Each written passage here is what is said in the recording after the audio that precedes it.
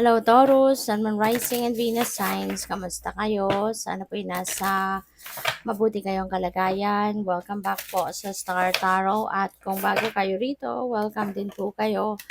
Please subscribe, like, share my videos, and leave me a comment kung naka-resonate po kayo. Thank you.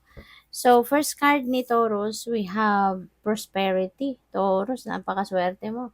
Pagdating sa pera, things are going to change in terms of your money, in terms of your finances. Mas magiging, ka na ngayon, maluwag. Pagdating sa pera, you will be prosperous, you'll be abundant,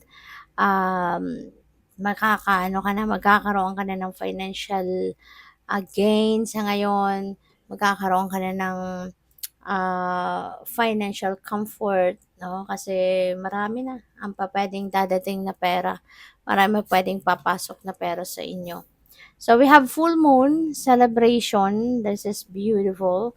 Meron ditong celebration. Meron ditong mga dadaluhan kayong mga celebrations. Pwedeng may mga birthday, may mga dito, pwedeng engagement or wedding parties, anniversary, mga ganyan.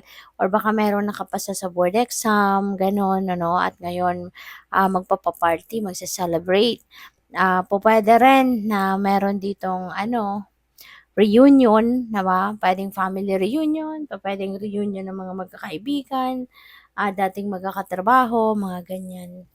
So, we have Sagittarius joy. Magiging masayang-masaya kayo. Siguro, hindi lang yung celebration na to, yung talagang yung kakasaya mo, kundi din dahil meron ka din fortune na paparating, di ba? Meron kang swerte, meron kang financial blessing na makukuha, marireceive at this time. Kaya you have so much, you have a lot of reasons to celebrate, di ba? Meron kayong joy energy. So, good for you, Taurus. Magiging masayang-masaya kayo. Siguro hindi lang yan, There could be other things na magpapasaya sa'yo. Pwedeng masaya ang love life, maganda ang takbo ng trabaho, ng business, yung mga ganon. Kaya you have so much room sa buhay mo to feel that joy. So, by the way, maraming salamat for subscribing. And if you haven't subscribed yet, subscribe na kayo. And also, maraming salamat din for not skipping the ads. Malaking bagay yan sa akin. And also, please click the join button sa baba ng video kung gusto niyo na mag-join kayo sa membership. So, we have peace. Ayan, Taurus. Napakaganda rin ito. Kasi you will be at peace. Alright? You will be at peace. Magiging magiging mapayapa, no? Yung pakiramdam, which is really good kasi finally magkakaroon ka na ng tahimikan din, 'di ba? Katahimikan sa isip, no? Kapayapaan sa inyong dibdib. So, ibig sabihin nito na pwedeng wala ka ng problema, 'di ba? Kung may mga problema ka man dati, they are all problem solved na. Or kung meron man mga bumabagabag sa isip mo, sa damdamin mo dati, ngayon lahat 'yan, ka na, kumbaga tapos na 'yon, tapos na sila. Ka na, matahimik ka na, mapayapa na ang inyong pakiramdam. So, puwedeng may ganong kaganapan, sa buhay mo, Taurus. So, what else? We have compassion. Ang iba sa inyo dito, Taurus, will be feeling that compassion. Maaari, na talagang ka din, isa ka din sa mga signs na matulungin. Malaki ang puso, pure ang puso, 'di ba? At lagi kang nagshi-share ng kung ano ang meron ka. Lagi kang nagshi-share ng mga biyaya, lagi kang nagshi-share ng mga kung anong mga kung ano man yung mga blessings na meron ka, lagi kang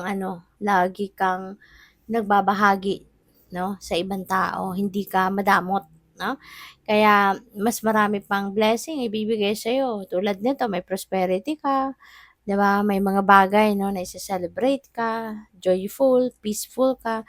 So, talagang bibiyayaan ka ng mga ganyang kagagandang bagay, pakiramdam, kasi you have a good heart, no? you have a good heart, matulungin ka, nagpapaginhawa ka ng ibang tao, yung gano'n. So, what else?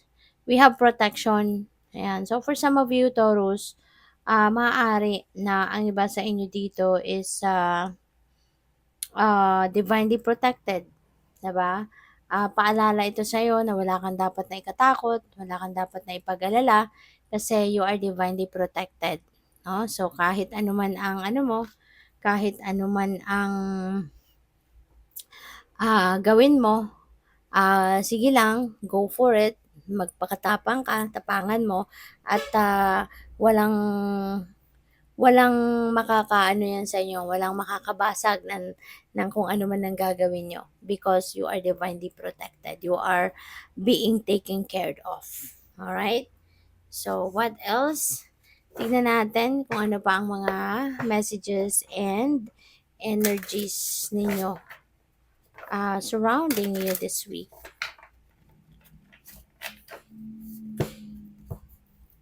So, we have the Seven of Cups. Ayan, multiple opportunities ito. So, talagang maraming dahilan ka para ikaw ay magsaya, no? Kasi ito, maraming oportunidad ang pwedeng lalapit sa iyo and that could be in various areas of life. But, yun nga, diba, magiging ano ka, makakapamili ka. You will be surrounded with, maraming oportunidad and posibilidad. O, kailangan mo lang na mag-isip, okay? Pag-isipan mabuti ang pamimili mo ng mga opportunities na to. Don't just rely on kung ano na yung unang nakita mo, doon ka na magse-settle, 'di ba? 'Wag naman para alam mo 'yun, para hindi mo pagsisihan in the end. So kailangan mong, aralin, kailangan mong tignan maigi, tignan mo kung pasado sa'yo, yung mga gano'n. Or nandiya talaga yung interest mo. So, yun, importante. So, yeah, pag nilay-nilayan mo, alright? You need to put yourself in solitude para na mas makapag-isip ka ng mabuti, makapag-decision ka ng mabuti para hindi mo pagsisihan in the end. Okay? Napakahalaga yon na sa bawat importanteng desisyon, kailangan pag-isipan mabuti. And also, in quietude, there is power in it. Kasi diyan mo maririnig, no, yung soul mo magsalita. Diyan din mo maririnig yung intuition mo, no, na magboses. This is also a time of healing. Alright? Baka ang iba sa inyo, Taurus, may mga pwedeng physical ailments, no, na pinagdadaanan and you will be experiencing um, healing at saka ang iba din sa inyo rito siguro um, baka meron din kayong sitwasyon, no, in other areas of life na pinagdadaanan din na will receive also that healing powers. O puwedeng kunyari relationship, 'di ba? Baka may hindi kayo pagkakaintindihan ng person mo, maaring medyo ilang araw na 'yan or ilang weeks na hindi kayo nagkakausap. So, maaari na isa 'yan sa mga areas of life, 'no, na mabibiyayaan ng healing ng universe kaya magiging maayos na magkakaayos na kayo. So, we have trust. Ayan, magtiwala ka. Ay, bakit pala ako kumuha dun? Dun talaga ako pinakuha. So, yun, magtiwala ka. No? Just trust. Hindi lang yung sarili mo, hindi lang yung kakayanan mo, ang pagtitiwalaan mo, but also trust in God. Trust in the divine plan. Okay? Pag-anuhan mo yan, pagkatiwalaan mo. Alright? Pagtiwalaan mo kasi ano yan eh, pagtiwalaan mo kasi lahat naman ng nangyayari sa buhay natin, 'di ba? Parte ng divine plan. Kung hindi parte 'yan ng divine plan, 'di ba? Kahit anong gawin mo, kahit anong pagpipilit mo, pagsisipag mo, hindi rin 'yan mangyayari, 'di ba? Kaya tiwala ka lang, no, na yung kung ano man ang plano ng divine universe para sa iyo, that's what's best for you. Kaya importante na susunod ka na lang, 'di ba, sa bulong ng iyong intuition because that's coming from the divine. That's guidance, no, para sa iyo. So, good luck. Thank you for watching. Love and light. Namaste.